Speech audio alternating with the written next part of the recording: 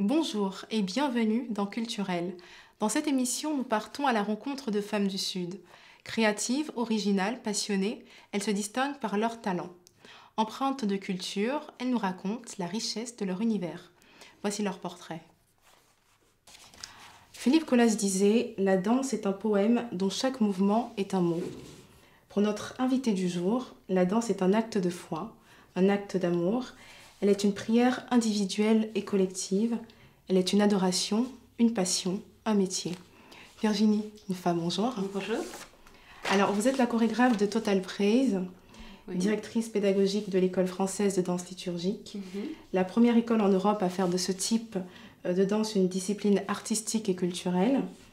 Nous allons découvrir ensemble une de vos chorégraphies et on se retrouve juste après.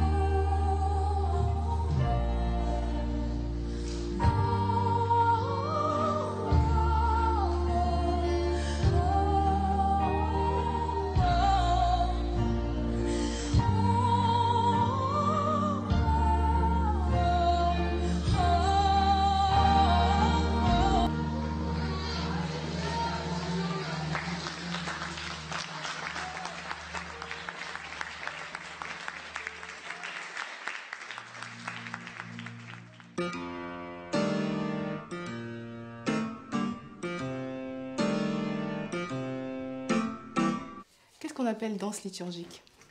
Alors, ce que j'appelle danse liturgique, c'est vrai qu'on emploie ce terme à travers le monde, dans différentes cultures finalement.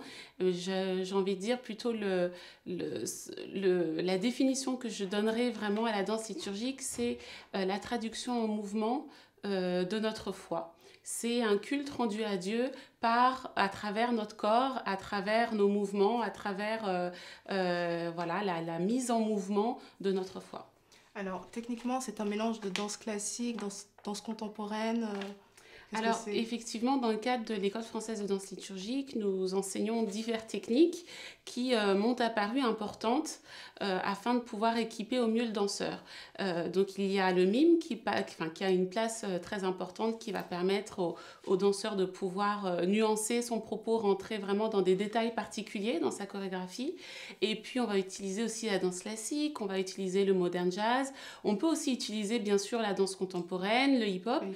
Tout ça afin d'avoir une danse riche qui ne soit pas cloisonnée dans un code ou dans une technique en particulier, mais que le danseur ait le choix de pouvoir piocher dans un très vaste vocabulaire pour ne jamais être avec des limites, avec des contraintes dans son expression. D'accord. Et d'où est venue l'idée de créer une école dédiée à la danse liturgique? Alors déjà, l'École française de danse liturgique est rattachée au ministère du Centre du Réveil chrétien, qui est donc dirigé par les pasteurs Jocelyne et David Goma. Et effectivement, il m'a été donné en responsabilité de pouvoir développer le département danse au sein de ce ministère il y a déjà maintenant plus de 7 ans. Et lorsque nous avons commencé, il existait à peine de danse en France. Donc j'ai appris par moi-même cette danse liturgique, tout simplement en regardant des vidéos, en essayant par moi-même de faire des choses. Mais j'avais déjà un background artistique. Et au fur et à mesure, voilà, le groupe Total Praise Dance s'est monté. Et puis, j'ai pu développer moi aussi mes propres chorégraphies. Enfin, travailler aussi sur une certaine pédagogie avec les membres de ce groupe. Et dans mon cœur, j'avais toujours eu comme projet de pouvoir monter une école. Et effectivement, lorsque nous avons pu nous entretenir avec les pasteurs fondateurs, on s'est dit, mais oui, c'est le bon moment. Et je rajouterais que cette école a été fondée dans le sillage en fait d'une conférence qui s'appelle Caradance et qui est donc la conférence internationale de danse liturgique. C'est la première grosse conférence sur la danse chrétienne en France. Donc ça a été vraiment un événement conséquent dès la première année et il y avait tellement de besoins. Les gens, au bout de 4 jours de conférence, avaient tellement envie de continuer l'aventure, de continuer à apprendre et de continuer à pouvoir développer ce don-là aussi dans leurs divers ministères et sur la place publique. On s'est dit, mais oui, il faut absolument que les gens soient équipés, donc montons cette école. Voilà. Et à qui s'adresse en fait cette école? Vous acceptez tous les niveaux ou il faut forcément avoir un background dans la danse? Alors, c'est vrai que dans notre école, il y a 2 types de cours de danse. Il y a donc toute la branche des formations. Donc là, ça s'adresse vraiment à des gens qui ont reçu l'appel de la danse. Voilà, ils comprennent qu'ils doivent absolument développer ce talent, que c'est Dieu qui les appelle à travers ce ministère d'aide et qu'ils se doivent de pouvoir continuer à le travailler, à peaufiner ce qu'ils ont reçu. Donc effectivement, là, ça va se passer sur audition pour les formations qui se passent sur 3 ans. Et contrairement... Formation de danseurs liturgiques. Voilà, formation de danseurs liturgiques. On a aussi une formation de hip-hop, mais toujours dans cette vision de pouvoir si vous voulez, édifier, transformer des simples danseurs ou des personnes qui ont ce talent-là en des personnes qui demain pourront être aussi des professeurs, des chorégraphes, etc. Et surtout avec une pleine connaissance que leur don est biblique et savoir comment, d'un point de vue biblique, l'utiliser. Donc, voilà. Justement, j'ai lu sur votre site que vous placiez Dieu au cœur de l'enseignement. Quelle est la place de la danse dans la Bible? Oui, alors bien sûr, pendant des siècles, on a dit que danser, c'était charnel, que c'était lié à la séduction, qu'enfin, en tout cas, que c'était mal dans toutes les religions judéo-chrétiennes. Or... voilà, l'idée c'est aussi de pouvoir dire que non, le corps ce n'est pas la chair et que le corps c'est le temple du Saint-Esprit, c'est la Bible qui le dit et que le corps, on est fait avec, on a été créé, esprit, âme et corps et ce corps ne doit pas être oublié ou mis de côté, au contraire, on doit pouvoir racheter ce qui nous a été volé, c'est-à-dire une danse qui aujourd'hui, bon, on voit tout le monde danse, mais c'est pour la plupart des choses que l'on peut voir, c'est des choses qui sont vulgaires, qui ne vont pas forcément apporter cette force de vie, cette force d'amour et de joie. Or nous, on va vouloir transformer ça, entre guillemets, sanctifier ça pour ceux qui comprennent ce langage, et pouvoir le dédier à Dieu avec toujours à cœur de danser au service des autres. Et ça, c'est vraiment important. Est-ce qu'on peut dire que le roi David est un pionnier de la danse liturgique ? Alors, je dirais pas qu'il est un pionnier de la danse liturgique, en tout cas, c'est le meilleur exemple. C'est l'exemple même que la danse, c'est avant tout quelque chose qui est en chaque être humain et qui est quelque chose de totalement spontané. Donc, c'est anormal de vouloir tuer cette spontanéité ou oublier ou étouffer cette part de nous-mêmes qui, tout simplement, est l'expression de nos sentiments. Voilà, alors pour les non-chrétiens, le roi David est un personnage de la Bible, hein, c'est le David qui a tué Goliath. C'était un guerrier, un musicien, poète, auteur de nombreux psaumes et qui était aussi connu pour avoir dansé devant l'arche de l'Alliance, voilà, devant Dieu. Alors, lorsqu'on s'était déplacé en tournage, vous donniez un cours de danse. Et il y a un point qui m'avait frappé, c'est que vous mettiez vraiment l'accent sur la responsabilité de l'élève vis-à-vis de son corps. Il y a certains gestes que les élèves ne pouvaient pas faire parce que vous les qualifiez de charnels. Alors, je me disais, la danse a une dimension spirituelle, mais elle est aussi physique, c'est le corps qui danse. Pourquoi dissocier les deux dimensions ? Alors, lorsque vous m'avez vu parler de ça, c'est tout simplement parce qu'on cherche justement à danser non pas selon nos propres pensées ou selon notre propre conception de la danse. Parce que notre conception de la danse, elle est forcément influencée par nos diverses cultures, par notre éducation, par les choses que nous avons pu voir, les rêves ou la conception personnelle que nous avons de la danse. Voilà, tout simplement. Or, nous, on va vraiment chercher à pouvoir se débarrasser de nos propres raisonnements, de nos propres pensées et aller chercher dans le cœur de Dieu quelle est lui sa vision de la danse. Et tout simplement que notre corps est une... On doit oublier sa nature terrestre, humaine pour s'élever. Je dirais pas ça parce que c'est important de comprendre qu'on est bien sur Terre et qu'on a des choses à y faire, mais c'est tout simplement comprendre que notre corps est continuellement en train de communiquer. Même lorsqu'on parle toutes les deux, nos mains, nos gestes, tout ça, on communique continuellement.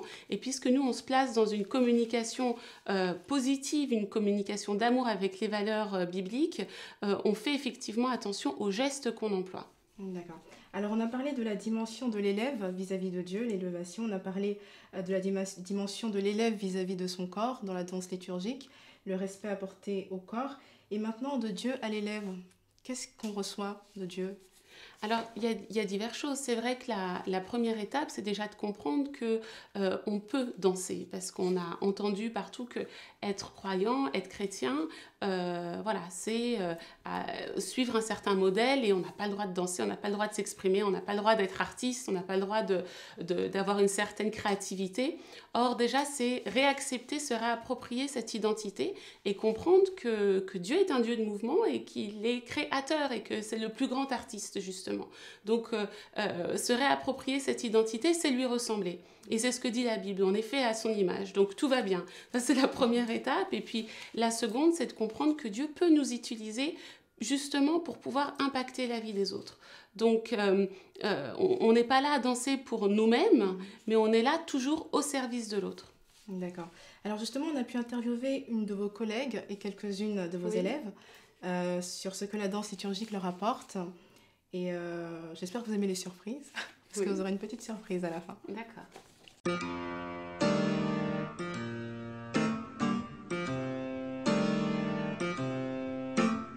En quoi consiste la danse liturgique ? La danse liturgique, c'est une danse de louange et adoration au Seigneur. Nous pouvons parler des paroles du Seigneur à travers la danse liturgique. Nous pouvons aller avec le groupe de danse liturgique, on s'est vraiment interdit de parler du Seigneur. Et c'est pour ça que l'école de danse liturgique travaille beaucoup sur cette mention-là d'excellence, des techniques, pour voir, pour aller où le Seigneur nous demande. Oh, Virginie, c'est quelqu'un de super, c'est génial, c'est une femme du Seigneur, c'est une guerrière, c'est une femme de vision, très visionnaire, c'est une femme qui travaille, qui cherche toujours grandir, avancer dans son travail, avancer en sa vie professionnelle, avancer en sa vie spirituelle, avancer comme mère, avancer comme prof, avancer aussi comme directrice, parce que l'école française de danse liturgique, c'est la première école liturgique en Europe. Et elle avance toujours, elle cherche de nouvelles choses, toujours elle cherche quelque chose pour grandir l'école. Pour grandir aussi les élèves. Ça, c'est très important parce que son regard, c'est pas seulement sur elle, c'est sur l'école. Ça, c'est quelque chose que j'apprécie beaucoup. J'ai choisi cette école parce que j'ai cherché tout le temps une école liturgique parce que comme mon travail, c'est un travail liturgique.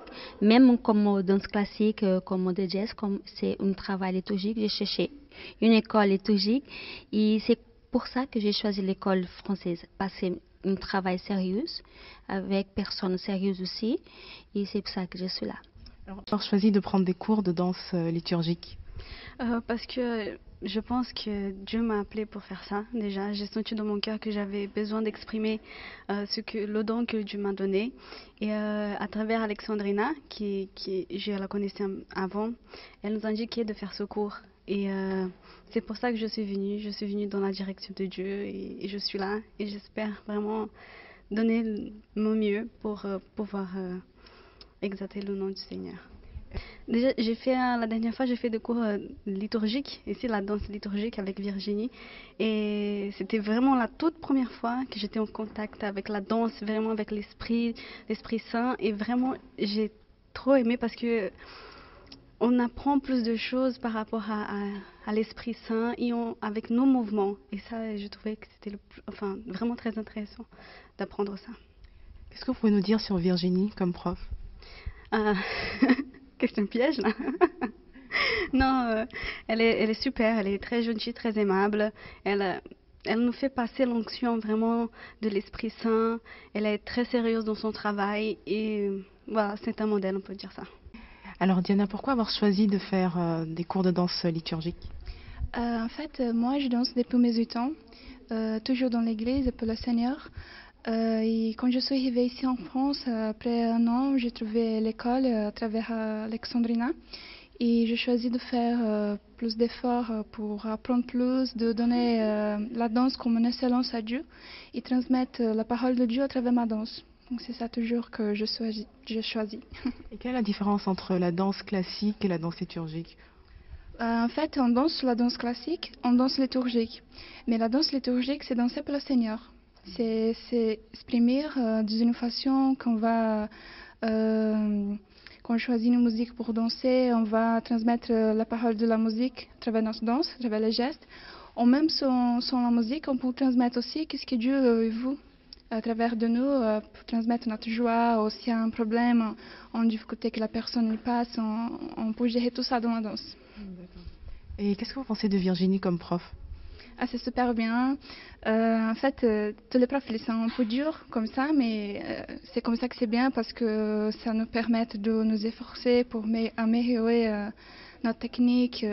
Et aussi, dans la danse liturgique, on peut trouver plein de choses qu'on peut faire pour Dieu. Parce que c'est pas seulement danser. Il faut faire vraiment les choses dedans, à dehors, de choisir ça. Donc, les profs, ils nous apprennent ça, à faire ça. Oui, il y a aussi les cours bibliques parce que ça, c'est très important. Comme c'est une école de danse liturgique, il faut toujours apprendre la parole de Dieu. D'accord. Merci beaucoup.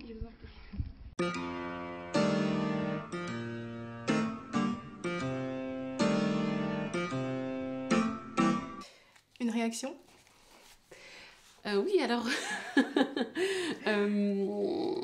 Donc, Alexandrina, la première interviewée, est donc professeure dans le cadre de l'EFDL, voilà, de danse classique et de modern jazz. Et puis aussi, elle est membre de Total Place Dance et elle est mon assistante technique. Donc, c'est vrai qu'on a une grande proximité et elle comprend parfaitement ce qu'est la danse liturgique, forcément. Et les deux autres élèves sont des toutes jeunes danseuses liturgiques. Donc, c'est intéressant aussi d'avoir leur point de vue. Mais il y a quelques petites choses que je vais rectifier quand même en cours afin qu'elles comprennent bien. D'accord. Alors, si vous le permettez, on va parler un peu de vous maintenant, de votre parcours. J'ai vu que vous avez été cascadeuse pour le cinéma. Oui, effectivement. C'est difficile de s'imaginer comme ça que vous êtes si gracieuse que... On peut faire des cascades tout en féminité, c'est possible. Pas mal, pas mal. Alors non, mais j'ai d'abord été artiste de cirque, ça a été vraiment ma grande passion. Oui. J'ai commencé très très jeune et j'ai fait donc l'école Annie Fratellini, qui est encore une école très très renommée en France. Et ma spécialité, c'était donc l'acrobatie à cheval. Donc j'étais acrobate à cheval. Voilà, donc ça c'est quelque chose qui m'a prise tout entière pendant des années.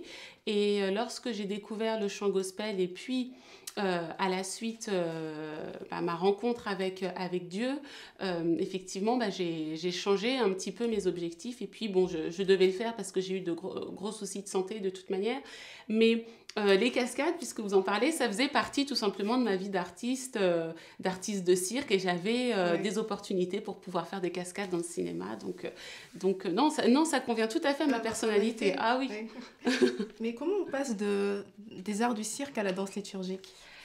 Alors, en réalité, les arts du cirque, pour moi, ça a été la meilleure préparation que j'ai pu avoir, déjà pour ma vie de femme chrétienne et pour ma vie de danseuse liturgique, parce que j'ai été élevée dans la discipline, dans la rigueur, dans la persévérance et le courage. Et ça, c'est vrai que ce sont des valeurs qui sont importantes.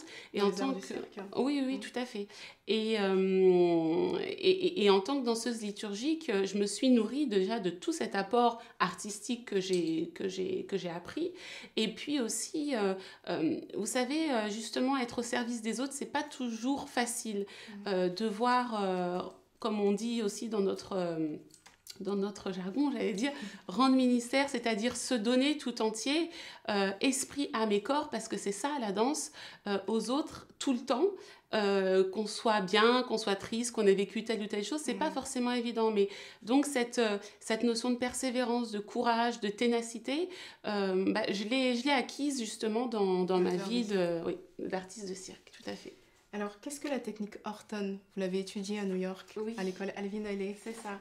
Alors, un de mes plus gros coups de cœur artistiques, c'est vrai que la compagnie Alvin Ailey est tout à fait la représentation de ce coup de cœur-là, surtout la chorégraphie sur le spectacle Revelation, qui est effectivement un spectacle sur de la musique gospel, et j'étais toujours émerveillée de voir ces magnifiques danseurs noirs américains, enfin avec des corps sublimes, et justement pouvoir s'exprimer sur cette musique gospel. Je trouvais qu'il y avait beaucoup de profondeur, beaucoup de grâce, et au fur et à mesure du temps, j'ai voulu comprendre quelle était leur formation technique, et effectivement, je suis arrivée à cette école Alvin Ailey, j'ai eu l'opportunité de pouvoir prendre une formation donc pour devenir professeur de technique Horton.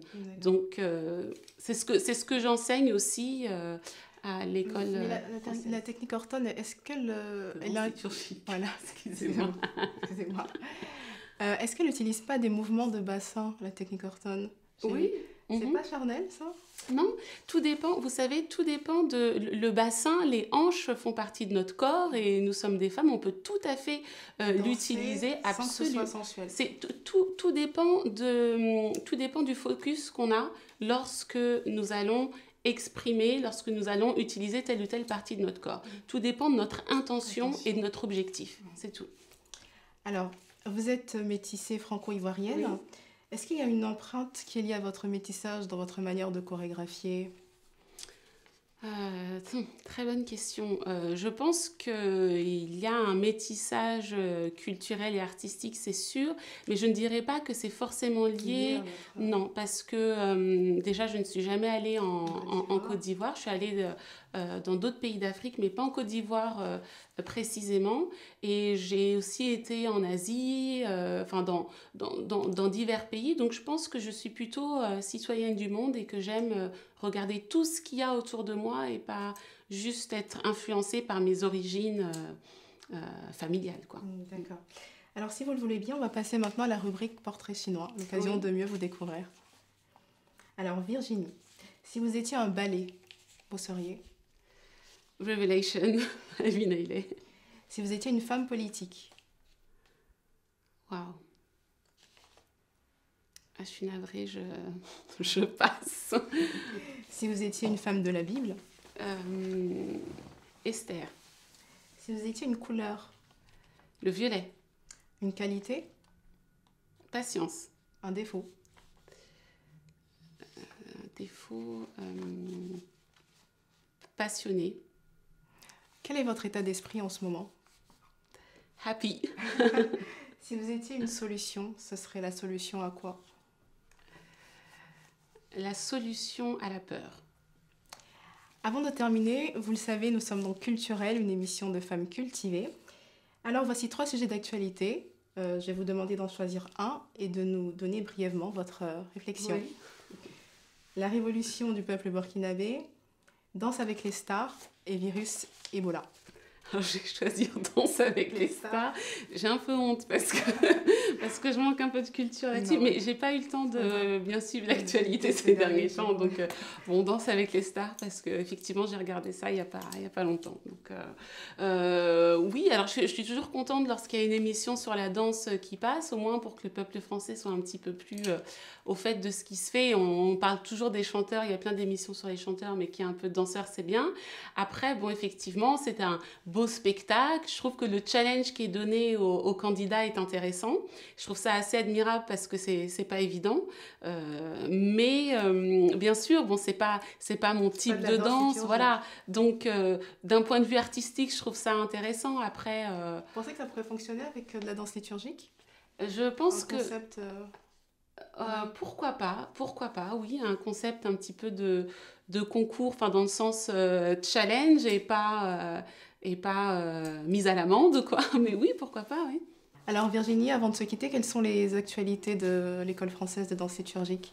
Alors, une actualité majeure, c'est vrai que tout à l'heure, vous me posiez la question sur à qui s'adresse cette école. Je vous ai répondu par rapport aux formations, mais pour les personnes qui désirent tout simplement danser dans un cadre avec des valeurs qui sont les nôtres, des valeurs d'amour, de respect, etc. Donc ça, c'est vraiment ouvert à tout type de personnes. Il s'agit des cours à la carte, c'est à partir de janvier 2015.